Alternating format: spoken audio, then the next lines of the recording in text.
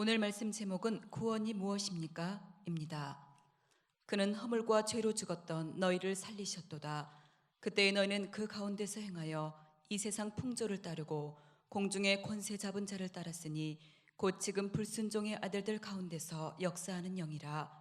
전에는 우리도 다 그 가운데서 우리 육체의 욕심을 따라 지내며 육체와 마음에 원하는 것을 하여 다른 이들과 같이 본질상 진노의 자녀이었더니 긍휼이 풍성하신 하나님이 우리를 사랑하신 그 큰 사랑을 인하여 허물로 죽은 우리를 그리스도와 함께 살리셨고 너희는 은혜로 구원을 받은 것이라.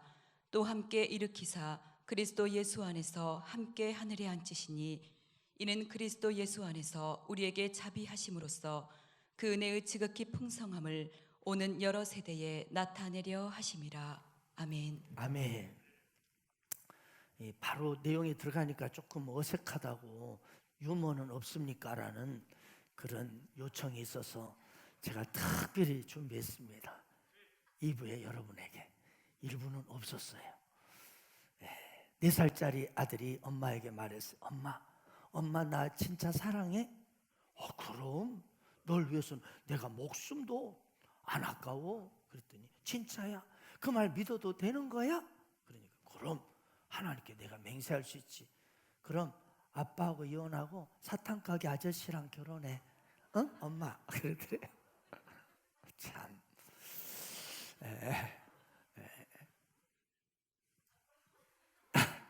행복하시죠? 아이들은 이렇습니다. 자, 이런 이야기가 있습니다. 어떤 분이 개 한 마리를 기르고 있었어요.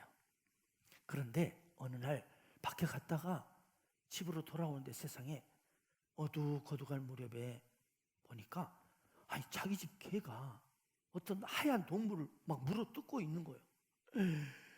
보니까 하얀 토끼야. 이미 얼마나 물어뜯었는지 죽었어요.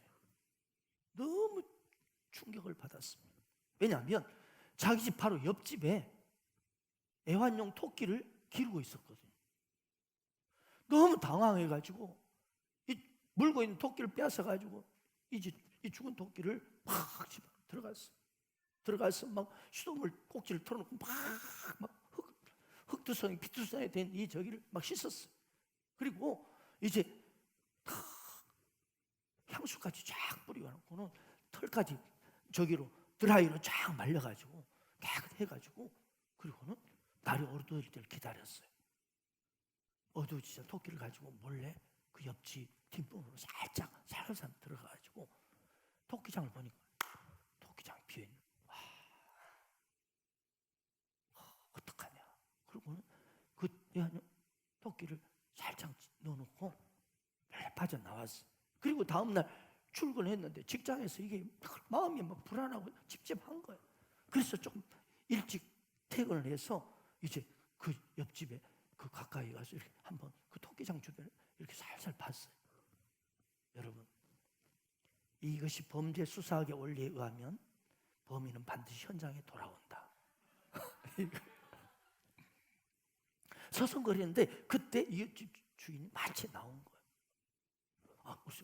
잘 지내시죠? 하고 인사를 했어요. 그랬더니 그 주인이 보더니 하더니 거기를 갸우뚱 하는 거예요. 그래서 왜 그러십니까? 라고 물었더니 이분이 이렇게 말하는 거예요. 3일 전에 자기 집 애완용 토끼가 죽어가지고 뒷뜰에다가 잠시 파묻어 놓았는데 어떤 놈이 그 토끼를 파내가지고 목욕을 깨끗이 하고 향수까지 다 뿌려가지고 토끼장에 다시 넣어놨다는 거예요.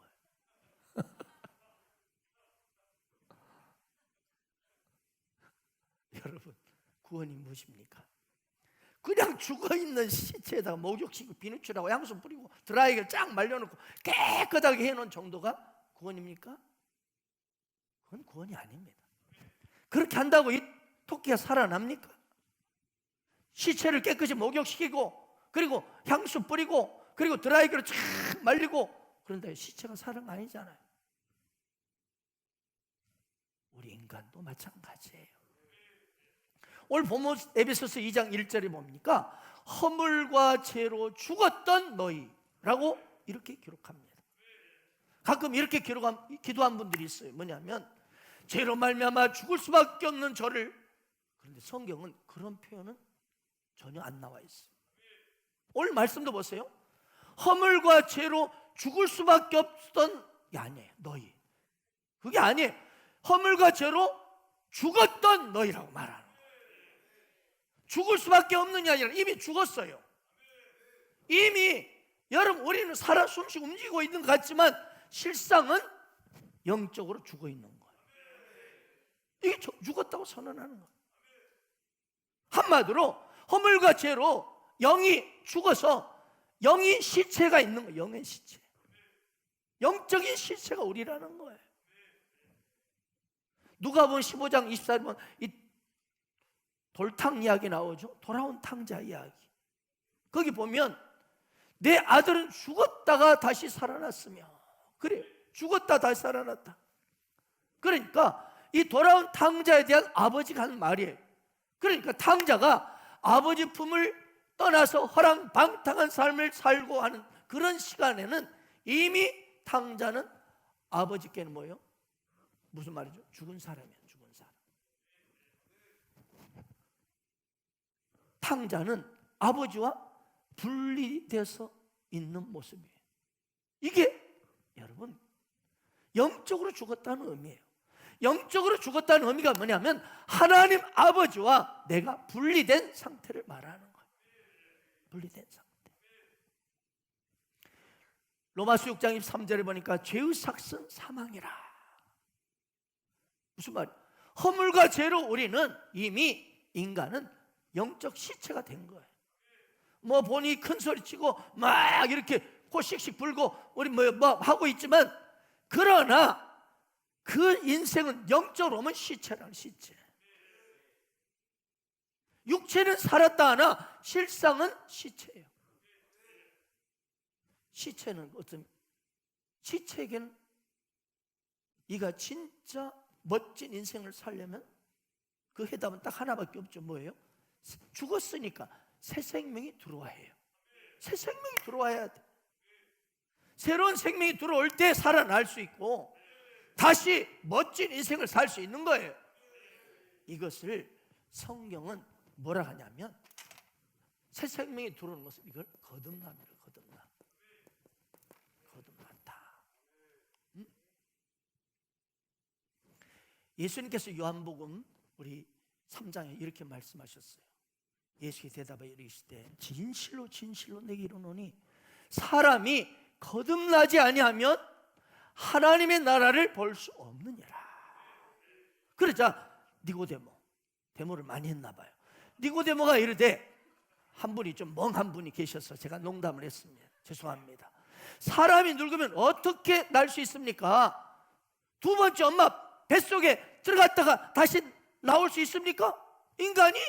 그러자 예수께서 대답하시되 진실로 내게 이르노니 사람이 물과 성령으로 나지 않으면 하나님 나라에 들어갈 수 없느니라 하면, 사실 말씀이 6절 육으로 난 것은 육이요 영으로 난 것은 영이니 내가 내게 거듭나겠다는 말을 놀랍게 여기지 말라. 그런 거예요. 영으로 새롭게 나야 된다. 영이 이미 죽었어요.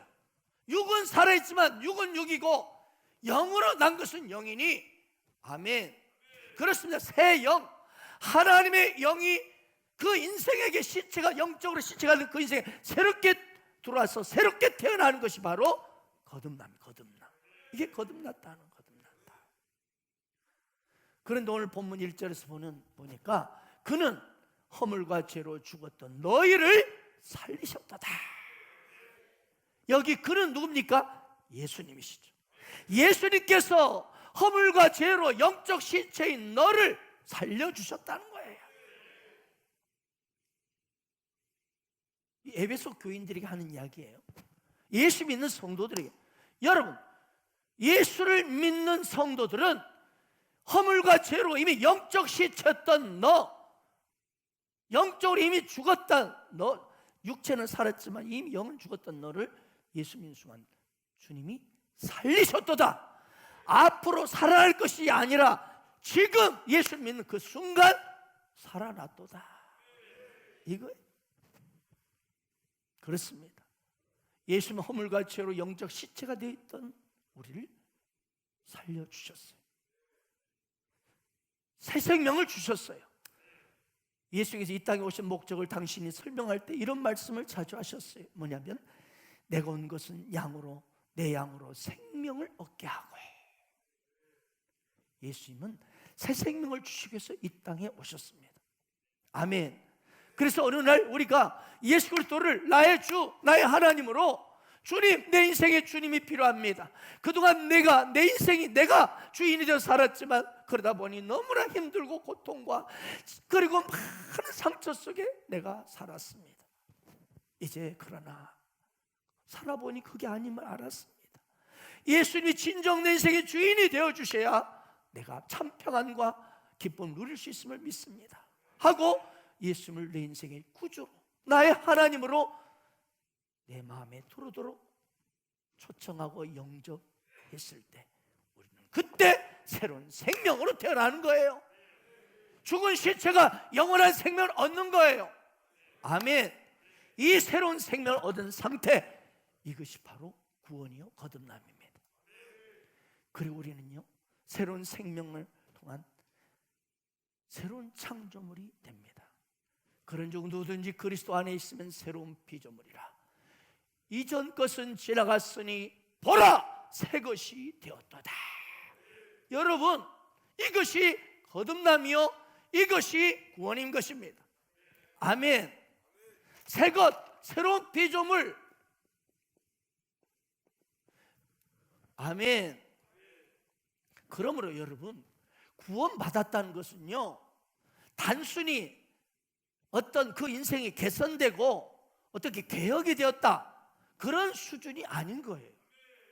저 사람 아이고 교회 나가고 예수 믿더니 사람이 좀 달라졌네, 사람이 좀 변했어, 좀 착해졌어, 그런 수준이 아니에요. 구원이라는 것은 거듭났다는 그런 수준이 아니에요. 구원은 단순한 개선이나 개혁 정도가 아닌 거예요. 구원은 뭐예요? 새로운 창조, 새로운 창조. 아멘. 새로운 창조. 완전 새로운 다시 태어난 존재인 거예요. 보다 나은 인간이 된 것이 아니라 뉴 퍼슨, 새 인간이에요. 새로운 존재, 뉴 빙. 여러분, 새로운 피조물. 아멘. 이 사건이 바로 예수 믿는다는 구원이요 거듭나는 것이에요. 그러므로 오늘 예배드리는 여러분이 예수를 믿는다면 나는 새롭게 태어난 존재다. 지금 내 꼬라지는 옛 습관과 옛날 담배 피고 술 마시고 여전히 포로로 보고 있고 그런 나집 뭐 똑같은 변한 게 있나? 아니, 그것은 여러분의 육신의 눈으로 바라본 것이고 진리 대신 오늘 주님은 말씀하는 너는 새로운 피조물이라. 이전 것은 지나갔으니 너는 새로운 뉴 퍼슨이다. 이 인식이 우리 안에 작동될 때 진짜 새로운 인생을 살아내는 거예요. 과거에 끌려가지 않는 거예요. 뭐 내가 별것 있냐, 똑같은 놈이지 뭐, 그 짓 다시는 안 할 수 있는 거예요. 이 새로운 피조물이라는 내가 구원받았다는 의미가 무엇인지 제대로 모르니까 옛날 그 짓을 그대로 반복하면서 그래 내가 별거 있냐 그러면서 쓸쓸히 고통 속에 방콕이 돼서 살아가는 거예요. 여러분, 나는 예수를 믿음으로 말미암아 구원받았다 이 말은요 나는 새로운 존재가 되었다는 거예요. 뉴 퍼슨이에요. 뉴 비잉이에요. 그런 시각으로 나를 바라봐야 하는 거예요. 이때부터 변화가 진짜 시작돼요. 이때부터 그 인생이 달라지기 시작하는 거예요. 내가 좀 변했다 그 정도가 아니라니까요. 이 땅에 많은 크리스천들이 왜 변화된 삶을 살지 못하는가? 계속 내가 변화된 삶을 살려고 노력하는 것이 아니라 이미 내가 예수 안에서 새로운 피조물이라. 나는 수준이 다르다. 나는 땅의 소속이 아니라 이제는 하늘의 소속이 되었다. 나는 하나님의 자녀다. 너희들과 수준이 달라. 아멘. 그럴 때 행동이 달라지는 거예요. 삶이 변화가 나타나는 거예요. 그것이 바로 믿음입니다. 믿음. 그것이 믿음, 그것이 구원인 것입니다. 이 땅의 모든 사람들 보세요. 이런 예수 생명, 새로운 생명으로 구원받기 전에는, 그러니까 무슨 말이에요? 허물과 죄로 영적인 시체 생활, 영적으로 죽은 사람은 오늘 본문에서 말씀하는 세 가지 삶을 살아요. 자, 볼까요? 2절입니다. 그때 너희는 그 가운데서 행하여 이 세상 풍조를 따르고 공중의 권세 잡은 자를 따랐으니 곧 지금 불순종의 아들 가운데 역사하는 영이라. 첫 번째, 이 구원받기 전에, 거듭나기 전에, 예수 생명이 들어오기 전에 인생을 보면 그 사람들은 전부가, 첫 번째가 뭐예요? 세상 풍조를 따르대요. 여러분, 풍조가 뭐죠? 이 국어사전에 보니까 뭐예요? 세상의 추세나 시대의 흐름 이란 뜻이에요. 뭐냐면 세상 사람들이 많이 하면 뭐 나도 따라해도 괜찮은 줄 아는 거예요. 그래서 따라해야 하는 거예요. 사람들이 다 그렇게 하던데요, 뭐 어때요? 나도 뭐 저 사람들 다 하는데. 이게 지금 세상 풍조를 따라가는 모습이에요. 그런데 그 세상 풍조를 따르는 사람들을 보니까 누구를 따르고 있어요? 바로 이어서 공중의 권세자들을 따르고 있다는 거예요. 공중의 권세자들이 원수 마귀. 그러면 여러분, 세상 풍조를 따르는 거, 그렇게 세상의 세상과 사람이 기준이 돼서 따라가는 사람은 실은 공중의 권세 잡은 마귀를 따르고 있다는 거예요. 오늘 세상 보세요. 뭐 다 그렇게 막 속살 다 보이는 옷 다 입잖아요. 뭐 왜 그래요? 남들도 다 그렇게 하던데. 막 앞뒤로 문신, 요즘 문신 안 한 사람은 그 간첩이에요. 문신, 전신을 하고 막. 그리고 동성애 그거 할 거 아니에요. 인격인데 왜 그러죠? 여러분, 이거는요 원수 마귀를 따르는 거예요. 아멘. 막 주식, 펀드, 막 비트코인, 남들 그렇게 해가지고 돈 많이 버는데 뭐 어째요? 막 영끌, 비투, 쌍끌, 남들이 저렇게 하는, 나도 따라합니다. 여러분, 이거 아니에요. 이거 아니에요. 이런 사람들은 공중권세 잡은 자를 따라가는 거예요. 또 두 번째 보십시오. 공중의 권세 잡을 따르는 사람들의 특징이 두 번째가 나와요. 두 번째, 지금 불순종의 아들들 가운데 역사하는 영이라. 불순종. 세상 보십시오. 이 세상 보십시오. 온통 불순종이에요. 가정부터 볼까요? 조그만 아이부터 왜요? 안 해요? 싫어요? 왜 내가 해야 돼요? 짜증나? 막 이러는 거예요.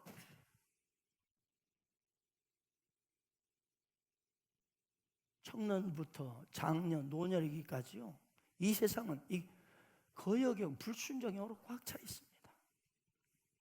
부부가 서로 불순종하니까 가정이 깨집니다. 네. 회사, 기업들이 막 양쪽으로 갈라서 이 운영자와 이 노조 서로 불순종해가지고 서로 치고받고 다 날립니다. 나라, 민족도 마찬가지예요. 서로 하나가 되지 못합니다. 왜? 불순종 때문에. 그래서 고통받고 있어요. 사람들은 이 마귀의 실상을 몰라요. 사람들은 이 영이 죽어있기 때문에 영적인 세계를 모르니까 내가 지금 마귀의 지배를 받고 있으면서도 몰라. 이 마귀의 존재와 실상에 대해서는 정확히 설명해 주는 것은 성경밖에 없습니다. 성경밖에 없어요. 사람들이 마귀에게 잡혀 사는 증거가 너무 많습니다. 그렇게 많이 배웠잖아요. 옛날보다. 그러죠? 성도님, 옛날보다 얼마나. 대부분 요즘에 대학 대졸이요, 대졸. 너무나 많이 알아요. 그리고 죄가 나쁘고 욕심내면 안 되고 싸우면 안 되는 줄 다 알아요. 하지만 배운 사람이 더 무섭습니다. 배운 사람이 더 지능적으로 거짓말합니다. 알만한 사람들이 더 싸우고 불순종하고 갈라지는 거예요. 뭐 자살자가 속출하잖아요. 불순종의 대표가 뭔 줄 아세요? 자살입니다. 맨 뭐야 내 인생은. 순종하는 사람은 절대로 자살 안 합니다. 순종하는 사람 자살 안 해요. 순종의 영인 사람은 절대 자살 안 합니다. 사람들의 마음에 참 평안과 안식이 없고 전부 상처들. 왜? 불순종 때문에 받은 상처들. 불순종의 아들들 가운데 역사하는 영이라고 그랬어요.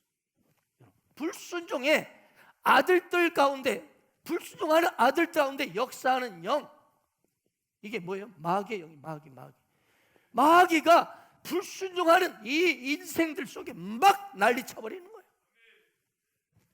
순종하면 평안한데, 순종하면 평안과 안식이 있고 기쁨이 있는데 스스로 불순종해버려요. 이게 내가 한 줄 알아. 원수마귀가 잘한다. 불순종의 영입니다. 거역의 영입니다. 심지어 이 하나님의 교회마저, 우리 교회는 그런 부분이 거의 없죠. 대부분의 교회들이 불순종으로 가득 차 있어가지고 난리, 교회마다 고통받고 있습니다. 왜? 싫어요. 왜 내가 왜 훈련받아야 싫어요. 이제 우리는 이 세상의 역사하는 불순종의 악한 영의 실제를 제대로 알아야 합니다. 이게 이 세상에서 나타나는, 이걸 모르면 예수를 믿어도 속아버린다. 속아버려. 세 번째는, 죄와 허물로 영이 죽어있는 사람은 하나님의 진노 아래 살아갑니다. 하나님의 진노. 이 거듭나지 못한 사람, 구원받지 못한 이런 인생이 아직 되지 않은 사람들, 이 세상 사람들 말하는 이 세상 사람들, 인간들. 세 번째, 하나님의 진노 아래 살아가요. 하나님의 진노 아래 산다는 것은 이미 하나님의 심판이 그 위에 있고, 결국 무슨 말이에요? 지옥 간다는 말이에요. 지옥 간다는 말이에요. 많은 사람들이 지옥을 부정합니다. 무슨 지옥이 있어요? 사실은요, 본인이 그걸 믿지 않고 싶어서 그러는 거예요. 있어버리면 큰일 나니까 스스로 그걸 인정하는 말이에요. 지옥이 뭐 있냐? 속 불안한 거, 두려운 거예요. 1970년대 말에 구소련이 있었죠. 구소련이 세계 최초로 발명했던 것이 뭐냐면, 지하 무려 23km까지 지하를 뚫을 수 있는 어마어마한 큰 거리를 발명했어요. 그래서 이 23km까지, 할렐루야, 저를 잘 보시기 바랍니다. 눈을 크게 뜨고 졸리더라도 저를 바라보시길 바랍니다. 사단은 영적인 말을 할 때 싹 잠들게 하는 거예요. 이게 물론 어젯밤에 잠을 못 주신 분들은 좋은 것은 정상입니다. 그건 정상이에요. 우리 인간이 쉬도록 돼 있거든요. 근데 어젯밤에 6시간 이상 잤어요. 그런데 오늘 가정에서 예배드리고 교회에서 예배드리는데 자꾸 졸려. 이거는 지금 영적으로 지금 문제가 있다는 거예요. 왜? 그 말을 들으면 이 원수마귀가 도망가야 되니까, 빛 대신 말씀이 들어오면 어둠인 원수 영은 떠나야 되니까 막 졸게 만드는 거, 졸게 만들고, 그리고 자꾸 주보 보게 만들고, 철자 틀렸니 보게 만들고, 막 나를 안 보게 만들어요. 어쩌든지. 오늘 보니까 이제 다 자세들이 너무 좋습니다. 오늘 은혜가 막 들어가고 있습니다 지금. 근데 우리 이층에 계신 우리 기영도 집사님 언제나 보면 눈이 저를 주목하고 계시. 얼마나. 그런데 그 23km 지하를 뚫을 수 있는, 그래서 시베리아 동토에 지질 탐사라니까 어마어마한 유전이 거기에 있다는 거예요. 그래서 이제 이 탐사팀이 지하 유전을 찾고자 해서 실제 그 드릴을 뚫었어요. 봤어요. 그런데 그 큰 드릴이 약 20km 정도, 23km까지 뚫을 수 있는 20km 정도 뚫었을 때 놀라운 일을 경험하게 됩니다. 그 당시 유전 탐사팀의 팀장이었던 이 소련의 아자코프 박사 나와 있죠. 이분이 핀란드, 그래서 이 경험한 뒤에 신문과 인터뷰 당시 이런 그때 사건을 이렇게 증언했습니다. 공산주의자인 나는 천국이나 지옥, 성경을 믿지 않습니다. 그러나 나는 과학자로서 이 사건을 경험한 엄청난 충격을 받게 되었고 결국 나는 지옥을 믿게 되었습니다. 그런 거예요. 아자코프 박사는 계속 증언했습니다. 우리의 큰 드릴이 갑자기 20km 지점에서 공회전하기 시작했습니다. 그것은 커다란 빈 공간이나 동굴에 도달했다는 신호입니다. 그런데 갑자기 온도계가 화씨 2000도까지 치솟았습니다. 우리는 아래에서 나는 이 기계 소음을 담지하기 위해서 마이크를 공간에 집어넣습니다. 그러나 우리가 들은 것은 기계 소음이 아니라 고통스러워하는 사람의 비명소리였습니다. 처음에는 우리 장비에서 나는 소리인 줄 알았습니다. 그러나 조정을 하고 다시 들었을 때 모든 의심은 사라졌습니다. 그 소리는 한 사람의 비명소리가 아니라 수백만 명의 비명소리였습니다. 사랑하는 여러분, 지옥은 분명히 있습니다.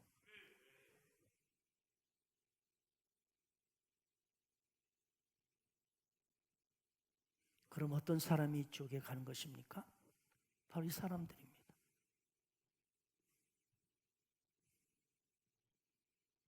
이 사람들의 특징에 대해서 이제 3절에 말하고 있어요. 3절.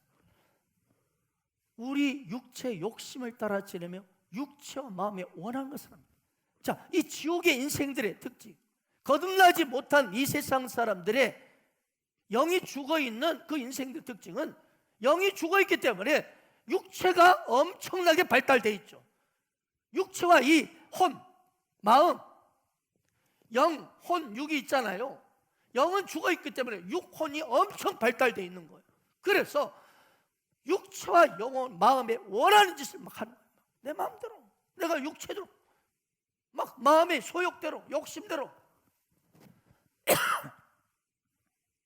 이 사람이 지옥 갑니다. 어느 광고 카페에도 이런 있었죠. 본능에 충실하라. 와, 얼마나 멋져. 본능에 충실하라. 하나님을 모르니까 그렇게 말하는. 지옥 있음을 모르기 때문에 그렇게 말하는. 여러분, 우리 인생에는 참 별의별 문제가 너무 많지요. 한 문제 끝나면 또 문제가 오잖아요. 또 그거 끝날 있으면 또 이제는 2개가 와. 나중에 3개가 와. 여러 문제가 많은데, 그런데 여러분, 그 근본 뿌리는 딱 하나입니다. 왜 우리 인생에 엄청난 이런 문제가 끊임없는 고통과 아픔과 이런 것들이 오는가? 그 뿌리는 딱 하나예요. 바로 뭐예요? 죄입니다. 죄 때문에 나오는 것들이. 죄로 인해서 영이 죽어서 이제 마귀의 종로로 타는 거예요. 그리고 하나님의 진노 아래에서 저주 가운데 살다가 지옥에 갑니다. 그럼 우리는 영의 눈이 떠져야 되는 거예요. 영의 눈이 제대로 살아야 하는 거예요. 육신은 살았으나 영이 죽어있기 때문에 세상 풍조를 따르고 불순종하고 하나님의 이 진노 아래에서 사는 줄도 모르고 지옥 가는 줄 모르고 육체와 마음에 원하는 대로 막 살아라. 캐세라 세라. 인생 한 번뿐인데 즐겨야지. 그런데 실은 그 뒤에는 원수 마귀가 배후에 조종하고 있다는 걸 모르는 거예요.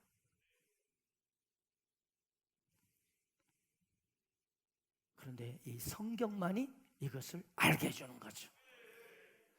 그러므로 사람이 이 영이 새롭게 새 생명이 들어오지 않으면, 거듭나지 않으면 아무리 이 사람이 행복한 미래를 꿈꾸고 열심히 해서 잘 살아보고 아름답고 행복한 삶을 살겠다고 애를 쓰지만 사실은 매일매일 저주의 삶을 사는 거예요. 돈도 많이 벌었어요. 그런데 저주의 삶을 살아요. 돈 많이 벌어놓고 괴롭고 자살한 사람 얼마나 많습니까? 열심히 일하고 애쓰고 수고하지만 사실은 그 심령에는 고민과 스트레스와 여러 문제 속에 찌들려서 낑낑대고 살아가는, 이게 하나님의 진노 아래 있는 인생들의 모습이에요. 그리고 또 하나 뭐예요? 그것이 싫어요. 제발 나 스트레스 안 받고 평안하고 싶고 나 행복하기 싶고 감사하고 싶은데 그것을 이겨낼 만한 힘이 없어요. 영이 죽어있기 때문에 힘이 없는 거예요. 마치 생명 없는 죽은 물고기도 어떻습니까? 물살을 거슬 힘이 없으니까 그냥 떠내려가는 것처럼 그렇게 해요. 그렇게 하다 비참하게 인생에 저 비참한 곳 떨어지는 거예요. 그러나 사랑하는 여러분, 우리를 너무나 사랑하신 긍휼이 풍성한 하나님께서 우리에게 구원의 길을 열어주셨다는 거예요. 이렇게 다 끝날 우리들이었는데 저나 여러분 다 그렇게 끝나고 그 하나님의 진노 아래서 지옥불에 다 떨어질 인생들이었는데 우리 긍휼이 풍성하신 4절 보십시오. 긍휼이 풍성한 하나님이 우리를 사랑하사 그 큰 사랑을 인하여 할렐루야 허물로 죽은 우리를 그리스도와 함께 살리셨고 너희는 은혜로 구원을 받은 것이라. 또 함께 일으켜서 그리스도에서 함께 하늘에 앉히시니. 할렐루야. 이거 어마어마한 거예요. 어마어마한 대반전이에요. 긍휼이 풍성한 하나님께서 그 큰 사랑, 그 십자가 사랑, 할렐루야. 하나뿐인 독생자를 어떻게 죽입니까? 남을 위해서. 여러분, 하나뿐인 아들 아무 상관없는 사람을 죽일 수 있습니까? 대신? 그래서 큰 사랑이라는 거예요. 그 큰 사랑이 나요. 허물로 죄로 지옥불에 던질 수밖에 없는 우리를 그리스도와 함께 살리셨고, 할렐루야, 그리스도와 함께 하늘에 앉히바 했던 거예요. 그렇습니다. 긍휼이 풍성한 하나님께서 그 큰 사랑을 인하여 우리에게 구원의 밧줄을 던져주셨어요. 저 지옥불로 끌려가고 막 세상 물결에 빠져서 저 지옥불에 팍 떨어지는 그 인생들을, 절벽으로 지옥에 떨어진 인생들을 구원의 밧줄을 막 끌려가는데 힘이 없는데 던져주시고, 할렐루야. 그게 바로 예수 그리스도십니다. 예수님은 우리를 구원하시기 위해서 죄와 허물로 저 지옥불로 끌려가는 우리 인생들을 위해서 그분이 우리의 모든 죄를 짊어지시고 십자가에 피 흘려 죽으셨습니다. 우리의 구원을 위해서 그분이 혼자 모든 저와 여러분의 인생의 모든 죄와 허물의 짐을 대신 그분이 짊어지시고 십자가에서 심판받으셨습니다. 요한복음 19장 3절에 그래서 이렇게 말씀한 기록이 되어 있습니다. 예수께서 신 포도주를 받으시며 이르시되 다 이루었다. 다 이루었다. 테텔스타이 다 이루었다 하시고 머리를 숙이니 영원히 떠나가시니라. 여러분, 다 이루었습니다. 50%만 이룬 게 아니에요. 80%도 아니에요. 99.9%도 다 이뤘다가 아니에요. 다 이루었답니다. 100%입니다. 처음과 끝을 완벽하게 다 해결했다는 것입니다. 그러므로 거기에 우리가 보태거나 뺄 자리가 없어요. 그러면 다 이루었는데 우리는 어떻게 해야 됩니까? 그냥 누리세요. 믿음으로 누리면 되는 거예요. 이것을 뭐라고 그러죠? 은혜라고 말한 은혜. 그래서 오늘 사도 바울은 너희가 은혜로 구원을 받은 것이라. 은혜라는 말은요, 내 공로, 내 노력, 내 수고는 전혀 없다는 말이에요. 아멘. 그러므로 사랑하는 여러분, 구원이 뭐냐? 구원이 뭐냐? 앉아서 누리는 것입니다. 앉아서 누리라는 거예요.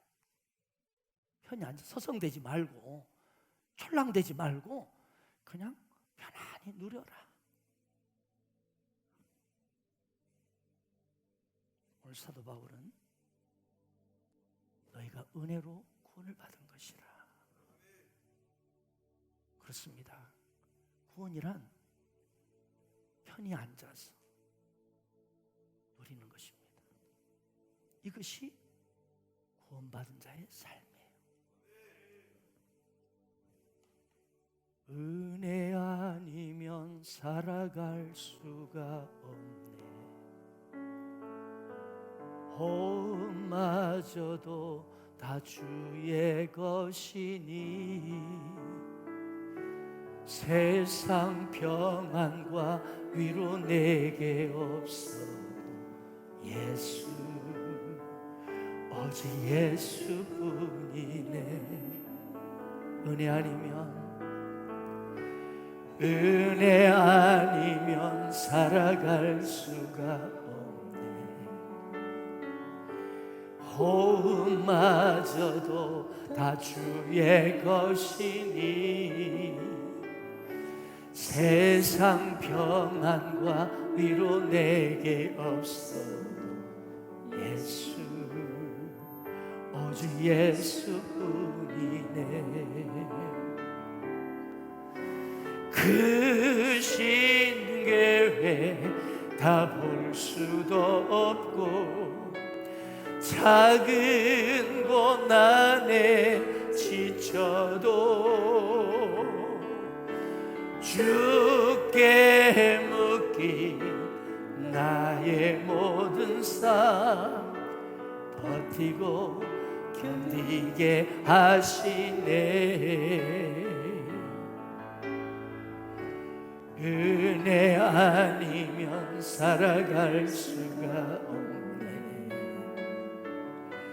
나의 모든 것 다 주께 맡기니 참된 평안과 위로 내게 주신 주 예수, 오직 예수뿐이네.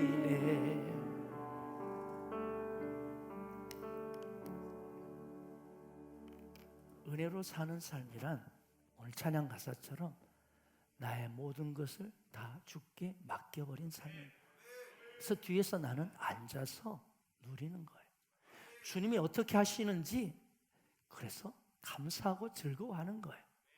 이것이 구원받은 자의 삶입니다. 어느 날 종교개혁자 마틴 루터가 학생들이 찾아왔어요.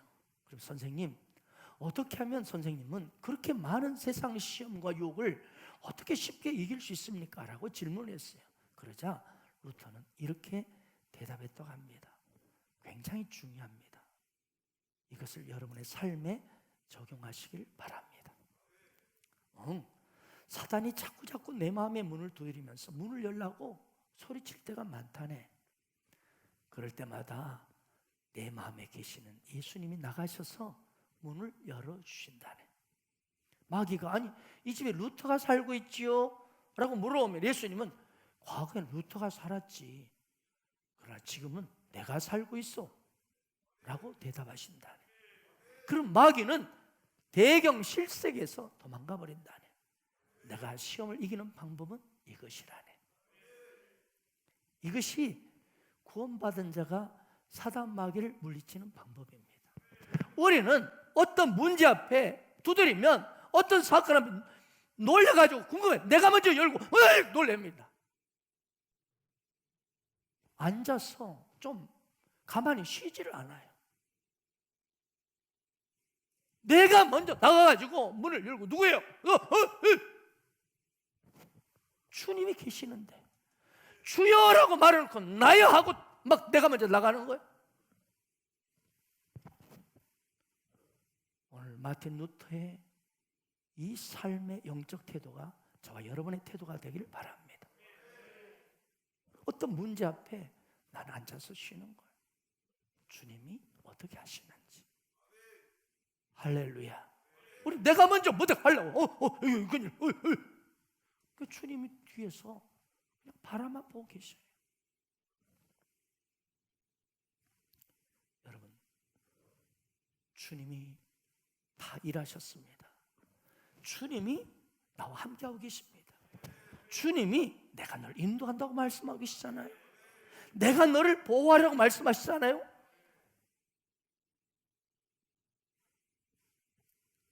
우리 본 말씀 다시 에베소서 2장 6절을 보십시다.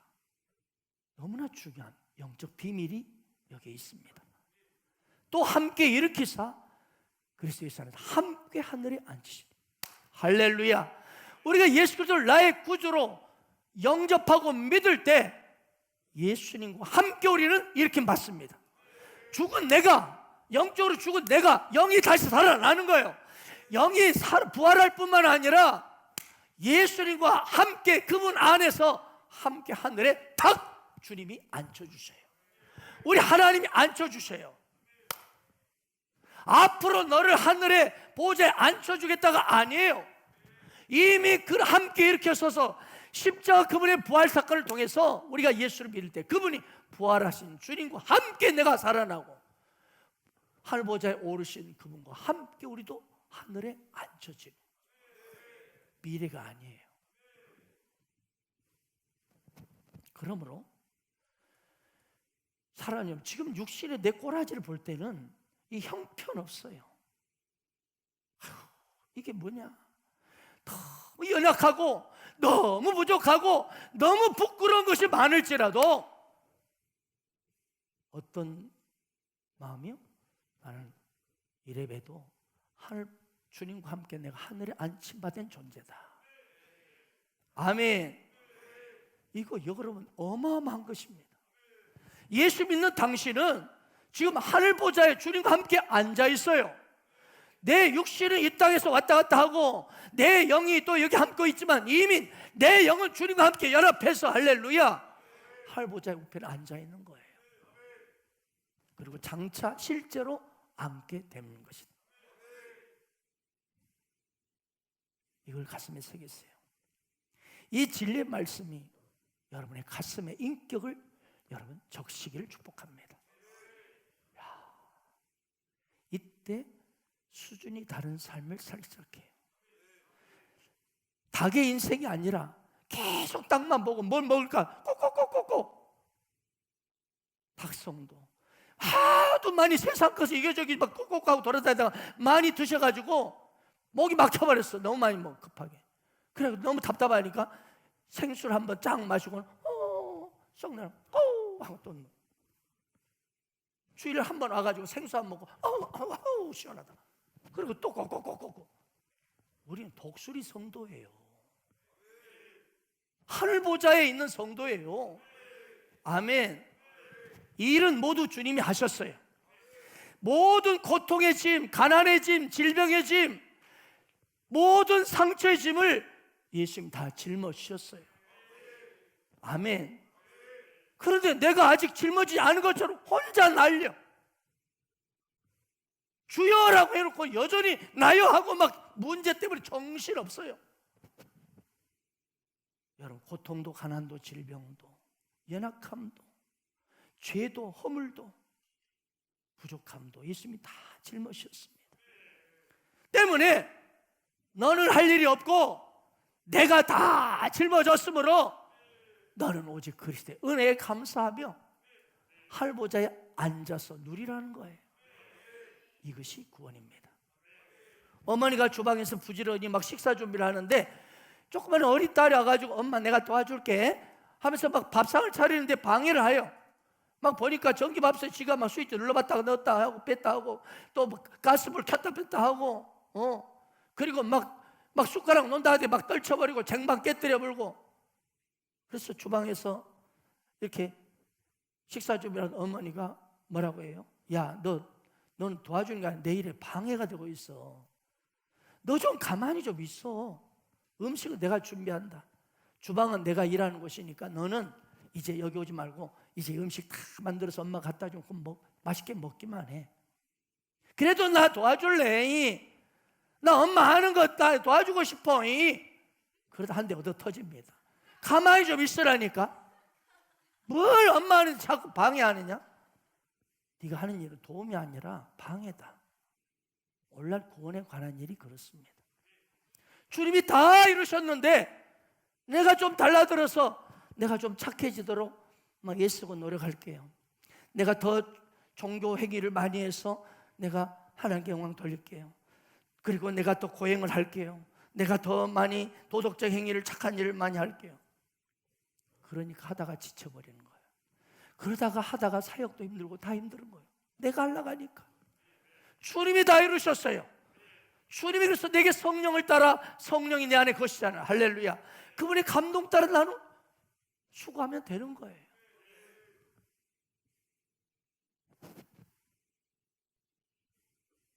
하나님 말합니다. 내 아들 예수가 너를 위해 다 이루었다. 그래도 내가 자꾸 할게요. 하나님 또 말씀 방해하지 말아라. 너는 편히 앉아서 누려라. 아멘. 여러분 지금 누리는 신앙입니까? 굉장히 바쁩니까? 사역, 특히 리더 여러분 굉장히 스트레스 받고 있습니까? 주님 말씀하세요. 앉아서 누려라. 그리고 감동 따라 내가 조금씩만 움직여라. 우리 찬양팀도 마찬가지. 내가 예수, 너는 내가 이루신 그 놀라운 은혜 안에서 편히 안식하고 찬양해라. 그때 기름 부으심이 흘러넘칩니다. 주님의 차린 할 밥상을 네가 먼저 누려라. 아멘. 주님은 2000년 전에 십자가에 위해서 우리의 모든 허물과 죄를 위해서 피 흘리심으로 영원한 용서와 우리에게 영광의 영원한 의와 밥상을 차려주셨습니다. 로마 3장 25절에 한번 읽겠습니다. 같이. 로마 3장 25절 시작.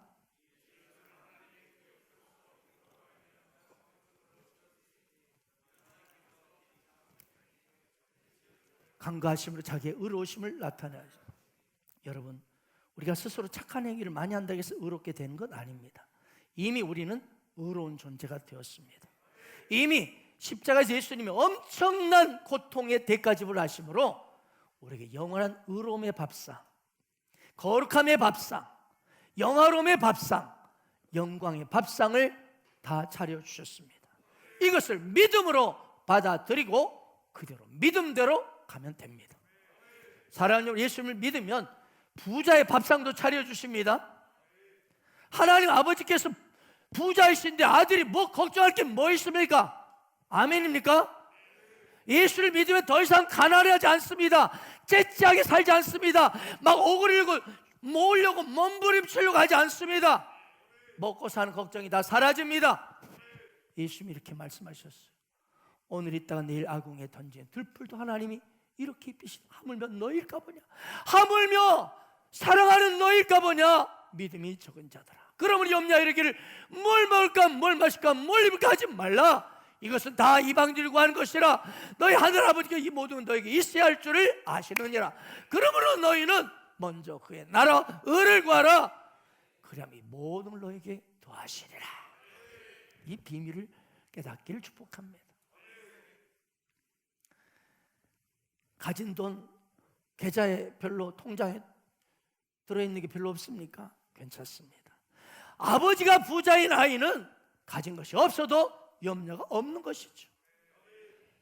그러므로 세상 기준은 가난하냐 부자냐의 기준이 얼마나 많이 소유했느냐 덜 소유했느냐 차이죠. 그러나 하나님 거듭난 인생들의 부요함과 가난함의 기준은 얼마나 내가 주님께 베풀 수 있느냐, 얼마나 이웃들에게 내가 베풀 수 있느냐 없느냐의 차이입니다. 주라 그리하면 너에게 줄 것이니 곧 후이되어 누르고 흔들어 넘치하여 너에게 안겨주리라. 혹여 오그러지고 빼앗길까봐 더 많이 모을까봐 모으려고 절대 베풀지 않고 더 주님께 드리지 않고 그저 모아만 보세요. 썩습니다. 그것은 세상 방식이에요. 그 세상 사람들은 그렇게 하도록 놔두세요. 그렇게 해서 그들은 그렇게 살아갑니다. 그러나 거듭난 구원받은 자의 삶은 주는 삶입니다. 그런데 놀라운 것은 주께서 위로부터 오히려 넘치는 하늘 밥상을 공급해 주신다는 거예요. 후회되어 누르고 흔들어 넘치도록 안겨주리라. 이것이 예수 믿는 자의 구원입니다. 삶의 스타일이 다른 거예요. 세상 사람들과 풍조들 그렇게 안 따라가요. 주는 삶을 살아요. 주는 것을 기뻐해요. 그런데 그 사람은 더 부유해집니다. 할렐루야.